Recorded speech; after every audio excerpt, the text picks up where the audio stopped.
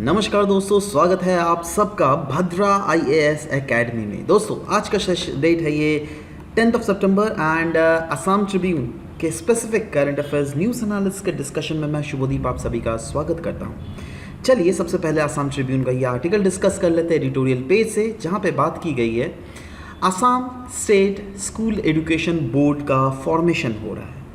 Right, पहले जो institutions exist कर रही थी सेबा और AHSEC, इन दोनों को फाइनली मर्ज किया जा चुका है। SEBA stands for secondary education board of Assam और AHSEC stands for Assam higher secondary education council.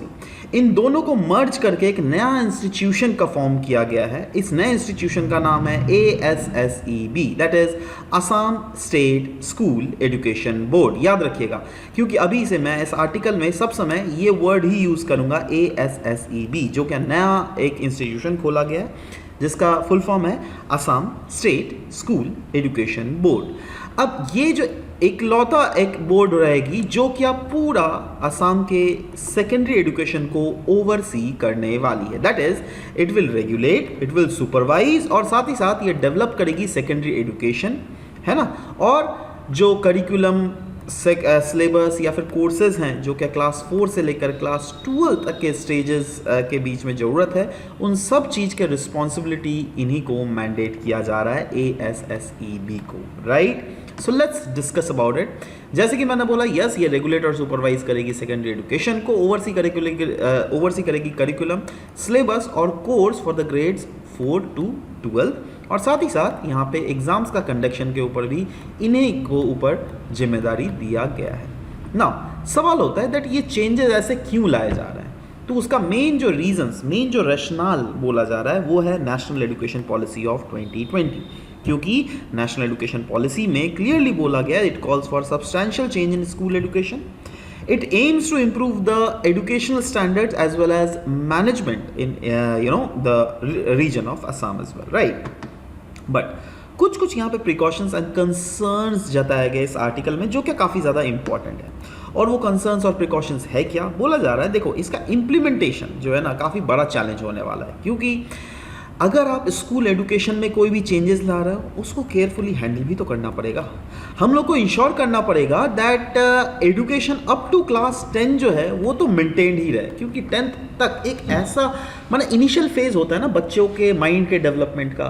तो यहाँ पर लेकिन बहुत केयरफुली हम लोग को चीज़ों को एग्जीक्यूट करने की ज़रूरत है, राइट। साथ ही साथ अगर क्वालिटी ऑफ एजुकेशन की अगर बात करें तो यहाँ पे बोला गया it aims to enable students to reach their full potential and become responsible citizen. मतलब जिससे इसका एम ही है, मतलब ये क्यों किया जा रहा है, जिससे बच्चों के एजुकेशन जो है वो और भी ज़्यादा इन्हांस हो सके, फुल पोटेंशियल रीच कर सके, जिससे कि फ्यूचर में वो एक रिस्पॉन्सिबल सिटीजन्स के रूप में दुनिया के सामने एंड असम में प्रेजेंट हो सके, right. Importance of qualitative aspects of education is also highlighted in this, क्योंकि देखो एजुकेशन का क्वांटिटी नहीं, एजुकेशन का क्वालिटी। जैसे कि बहुत समय आप देखोगे दैट विदेशों के साथ जब भी इंडिया का कंपैरिजन किया जाता है वो होता है क्वालिटी के ऊपर, राइट। तो वही बोला जाए दैट कहीं ना कहीं क्वालिटेटिव एस्पेक्ट को फोकस करने की ज़रूरत है। बट कुछ चैलेंजेस भी हैं जो कि करंट स्कूल एजुकेशन में हम लोग को देखने को मिल रहा है। इस चैलेंजेस को अगर ठीक से कंसर्न किया जाए इस नए एजुकेशन पॉलिसी के अंडर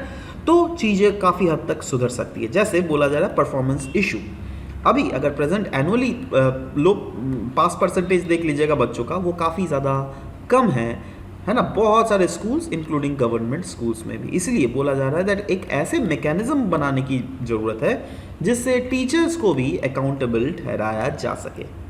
इनरोलमेंट वर्सेस क्वालिटी की अगर बात करें, देखो ऐसा बिल्कुल नहीं है दैट अगर इनरोलमेंट बढ़ गया तो क्वालिटी भी बेटर होगा। No, it is not like that.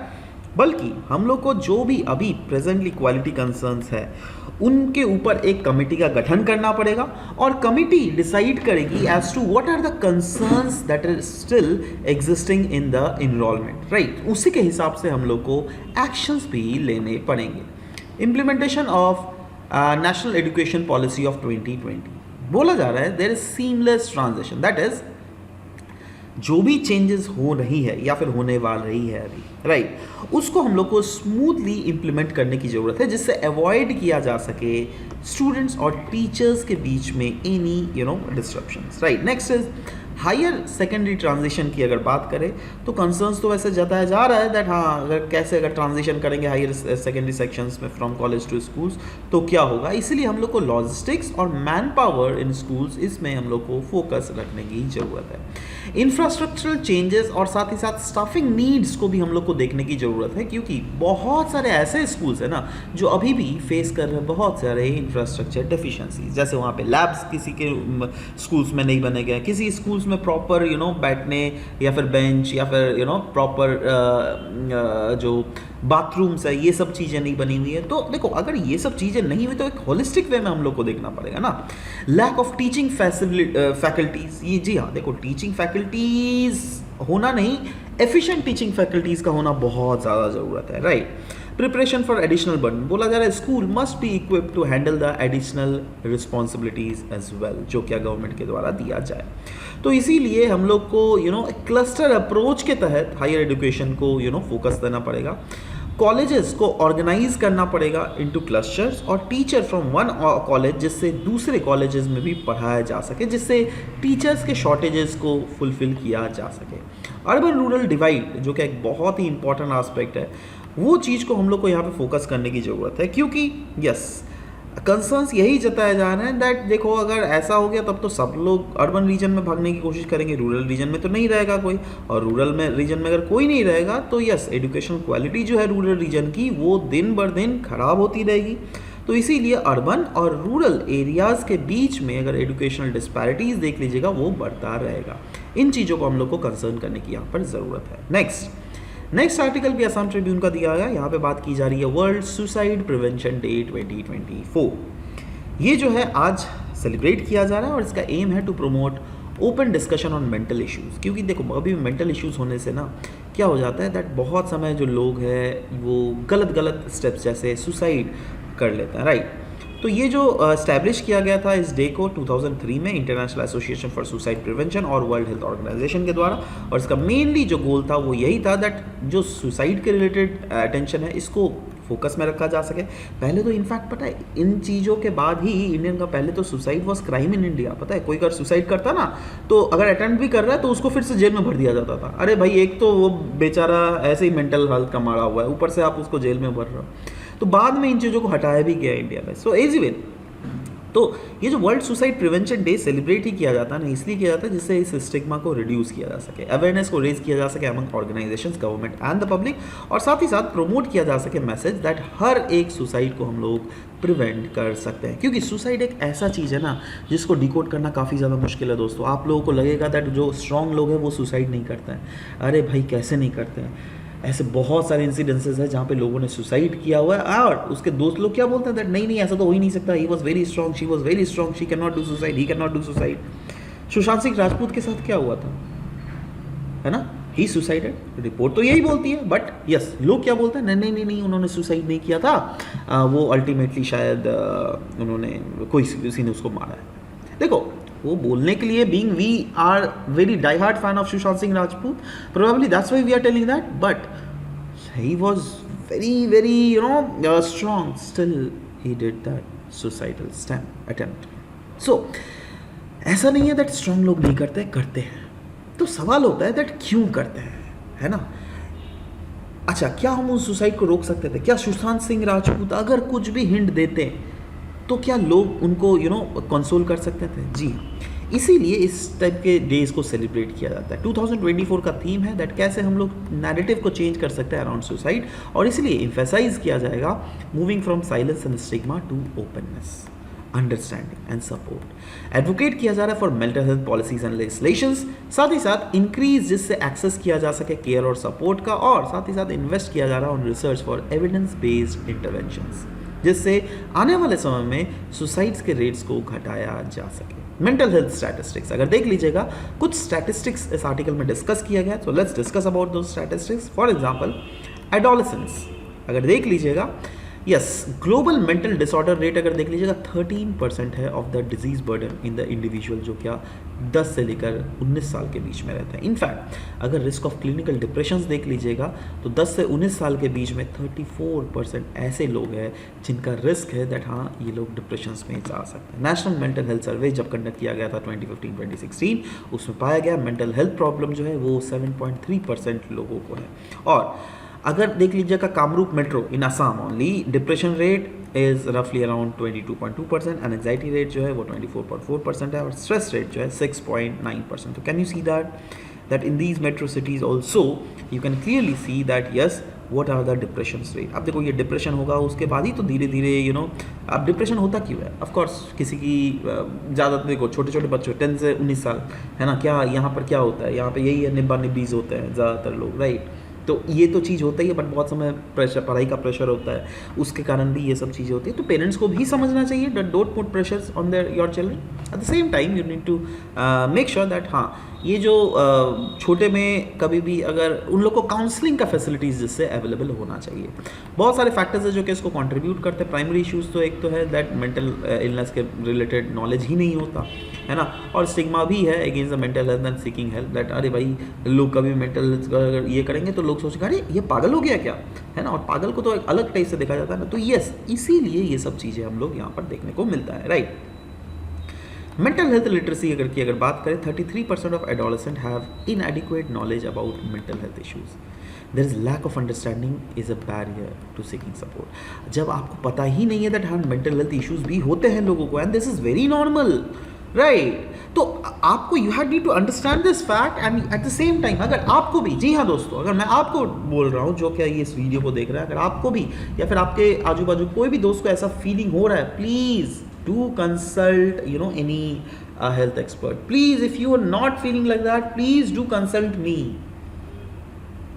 and I'll be there, right? Many people are there who are asking many doubts through my Instagram pages and all, right? But see, that is different thing, right? But पढ़ाई का help is different thing. But मैं बोल रहा हूँ that इस type की कोई भी अगर आपको डिप्रेशन फील हो, I am always there with you, right? So yeah, that is what I'm telling you, that mental health literacy इस चीज़ के बारे में जो है लोगों को पता होना पड़ेगा ना। अगर पता होगा तभी ना आपको पता चलेगा दैट हाँ मैं भी मेंटल हेल्थ से इश्यूज़ है और मेरे को भी कुछ ना कुछ सपोर्ट लेना पड़ेगा। कैंपेन एंड एडवोकेसीज अगर देख लीजिएगा, international association for suicide prevention campaign 2024-2026 को लॉन्च किया गया, जिसका टाइटल है स्टार्ट द कॉन्वर्सेशन, और इसका पर्पस यही है दैट एक ओपन और honest discussion on mental health suicides जो है दुनिया भर में होनी चाहिए। स्कोप अगर देख लीजिएगा, dialogue can occur in various settings and it is not limited to hospitals और विद प्रोफेशनल्स। रिकॉग्नाइजिंग डिप्रेशंस बोला गया है इस आर्टिकल में दैट बहुत, अगर आप कैसे समझोगे दैट आप डिप्रेस्ड हो, कुछ साइंस है, जैसे आपका मूड बहुत कम रहेगा, एनर्जी ज़्यादा नहीं रहेगा, loss of interest in enjoyable activities, वैसे एक्टिविटीज़ जो कि इंजॉयबल हो बट आप तब भी इंटरेस्ट नहीं दिखा रहे हो, मोटिवेशन आपको कुछ नहीं मिल रहा है, मूड चेंजेस, बहुत इरिटेट हो जा रहे हो कुछ भी बोलने से, एपिटाइट कुछ खाने का मन के नहीं कर रहा है, स्लीप प्रॉपरली नहीं हो रहा है, नेगेटिव थॉट्स आ रही है, आप ऐसा फील हो रहा है दैट आप वर्थलेसनेस हो, राइट। अगर आपको ऐसा थॉट आ रहा है दैट दैट मरना ही अच्छा है, या फिर आप प्लान कर रहे हो दैट हाँ मर जाऊँ, तो those are the situations, those are the signs of depressions. Now what is the importance of communication, और कम्युनिकेशन किसके साथ करोगे, फैमिलीज़ के साथ, फ्रेंड्स के साथ। यस, अगर फैमिलीज़ फ्रेंड्स के साथ कम्युनिकेट करोगे ना तो आप कहीं ना कहीं इन साइंस को देखोगे दैट हाँ क्या ऐसे कुछ चेंजेस देखने को मिल रहा है। अगर देखने को मिले ना तो समझ जाओ that yes it is a science of depression. उससे ओपनली बात करो, शेयर करो अपने पर्सनल स्टोरीज, जिससे उनका जो स्टिग्मा है वो रिड्यूस हो सके, क्योंकि उनको क्या लगेगा दैट अरे भाई हाँ सामने वाला भी कभी डिप्रेस था तो मैं भी तो वही चीज़ फेस कर रहा हूँ, तो वो लोग शायद सोचेंगे चलो भाई अपना चीज़ों को शेयर करेंगे। इम्पैक्ट ऑफ कम्युनिकेशन अगर देख लीजिएगा, yes it helps in early identification and support. ये इंकरेज करता है सीकिंग हेल्प एंड रिड्यूस करता है मेंटल हेल्थ स्टिग्मा को। मेंटल हेल्थ इन एडोलेसेंस की अगर बात करें, then there is prevalence of psychiatric disorder. बोला जा रहा है एडल्ट्स जो एडोलेसेंट एज का स्टार्टिंग में ही है, राइट, 10 से 19 साल के बीच में, more than half of the psychiatric disorders तो इन्हीं से आता है, एडोलेसेंट एजेस से, राइट। और अर्ली आइडेंटिफिकेशन इसकी हो जाए तो काफ़ी ज़्यादा क्रूशियल है, क्योंकि इससे प्रिवेंट हो सकता है major mental health issue in adulthood as well. Urban versus rural prevalence अगर इंडिया में देख लीजिएगा, अर्बन एरियाज़ में 13.5%, रूरल एरियाज़ में ये रिस्पेक्टिवली कम है, अराउंड 7% के आसपास है। और रोल ऑफ स्कूल्स क्या है, स्कूल क्या कर सकता है इस टाइप के डिप्रेशन को कम करने के लिए? यस, स्कूल का एक मेजर रोल है, क्योंकि ऐसे बच्चे जो है स्कूल्स में ही पढ़ते हैं, राइट। तो support school based mental health literacy programme हमको चलाना पड़ेगा, इनकरेज करना पड़ेगा open communication in educational institutions, है ना। तो हम इससे छुटकारा पा सकते हैं। नेक्स्ट, असम ट्रिब्यून का एक आर्टिकल था जहाँ पे यूनाइटेड स्टेट्स इंडिया के साथ जो है पार्टनरशिप कर रहा है इन सेमीकंडक्टर एरियाज, राइट। क्योंकि देखो अभी दुनिया में अगर लीडर देख लोगे सेमीकंडक्टर का, वो जो है कंट्रीज़ है जैसे चाइना, ताइवान, राइट। अब क्या है ना, दैट कल को अगर चाइना ने ताइवान में कब्जा कर लिया तब तो यूएस के पास सेमीकंडक्टर जाना बंद हो सकता है। तो इसलिए यूएस को एक ऑल्टरनेटिव देखना ही पड़ेगा, अपने बास्केट्स को डाइवर्सिफाई करना ही पड़ेगा। इसलिए यूएस इंडिया को यहाँ इतना ज़्यादा हेल्प कर रही है, राइट। तो वही बोला जा रहा है दैट अभी जो प्रेजेंट कर रहा है प्रेजेंटेड सेमीकंडक्टर इकोसिस्टम इंडिया में, उस चीज़ को इवैल्यूएट किया जा रहा है और रिव्यू किया जा रहा है इंडिया का सेमीकंडक्टर रेगुलेटरी फ्रेमवर्क को। आइडेंटिफाई किया जाएगा वर्कफोर्स जो क्या रिक्वायरमेंट है एंड एसेस किया जाएगा इंफ्रास्ट्रक्चर रिक्वायरमेंट्स को, राइट। और आउटकम ऐसा एक्सपेक्ट किया जा रहा है दैट जब यूएस सपोर्ट करेगी इंडिया को तो इससे क्या होगा, इंडिया का सेमीकंडक्टर इंडस्ट्री तो ऑफकोर्स इन्हांस करेगा ही, एक्सपैंड करेगा ही, बट इससे यूएस को भी फायदा होगा, क्योंकि यूएस को भी तो वो मटेरियल मिलेगा ना। कल को अगर चाइना के साथ लड़ाई हो जाता है या फिर चाइना जैसे कि मैंने बोला दैट ताइवान को कब्जा लेता है, तो उस समय यूएस को सेमीकंडक्टर का शॉर्टेज नहीं होगा, राइट। मतलब यूएस ज़्यादा रेजिलेंट हो जाएगा, ज़्यादा सिक्योर हो जाएगा और sustainable global semiconductor value chain में यूएस का एक रोल बहुत ही ज़्यादा हमको बढ़ता हुआ देखने को मिलेगा। कोलाबोरेशंस की अगर बात करें, यस, यूएस इंडिया के साथ कोलाबोरेट कर रहा है और इंडिया की government ministry of electronics and IT industry जो है ये कहीं ना कहीं डायरेक्टली यूएस गवर्नमेंट के साथ बात कर रही है इसके रिलेटेड, राइट। और इसका सिग्निफिकेंस यही है दैट ओवरऑल जो सेमीकंडक्टर इंडस्ट्री है वो ग्लोबल, ऑफ कोर्स हमारा इंडिया में तो स्ट्रेंथन होगा ही, डाइवर्सिफाई हो गई, बट ग्लोबल अगर सेमीकंडक्टर सप्लाई चेन है वो भी डाइवर्सिफाई होगा। Like the world will not only dependent on China, rather different other avenues will also be open. और इससे जो है फ्यूचर में further closer relationship between the United States और इंडियन सेमीकंडक्टर सेक्टर ये भी हम लोग को बढ़ता हुआ देखने को मिलेगा। So this was all about the discussion that we had for this very session. मिलते हैं आप सबके साथ नेक्स्ट सेशन में। Till then bye bye, take care.